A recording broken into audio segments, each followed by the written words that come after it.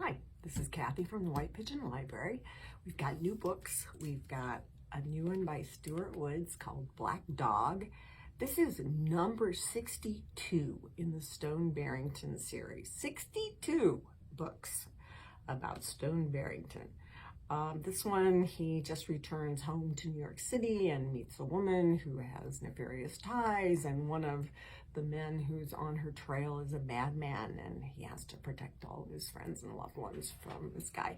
It's kind of, the only interesting thing I find about these books is that it's set in Turtle Bay. It's a tiny little neighborhood in New York City, which is just lovely. It's old, it's got like this little park attached to it, and it's very pretty.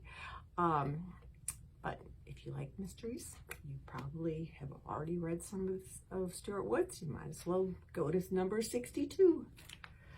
We've also got The Reckoning by Catherine Coulter, and this is number 26 of the FBI series. It's still a lot of books, but it's not 62. The Reckoning. FBI agents are helping a woman and a 12-year-old piano prodigy. The woman barely escaped her life when her parents were killed when she was 6 years old. So now she was 12, and now she's older and she wants to find out who killed her parents. So she's working on that, and that's getting her in trouble. And then the prodigy, the young piano prodigy, she is the granddaughter of a crime boss, but when she's been abducted already once when she was 6, and she was rescued by her adoptive father, who was a judge. And now she's managed to thwart a recent kidnapping attempt. But she and her family decide to go to Washington for her concert anyway, and the FBI is going to take care of them.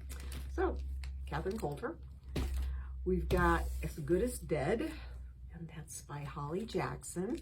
This is fun. It's number 3 in a series of the Good Girl's Guide to Murder. She does a podcast. She's a teenage girl who does a podcast, a real crime podcast. And she uncovered crimes in her small town. This is the 3rd in a series, and it sort of carries on from the first 2, but it stands alone. And she is aware that somebody's actually following her, so she's in danger. She also becomes aware that a man who is in jail as a serial killer may not be the right guy. So she's working on that. I think these are well written. They're young adult novels, but they're fun. And that's what we've got.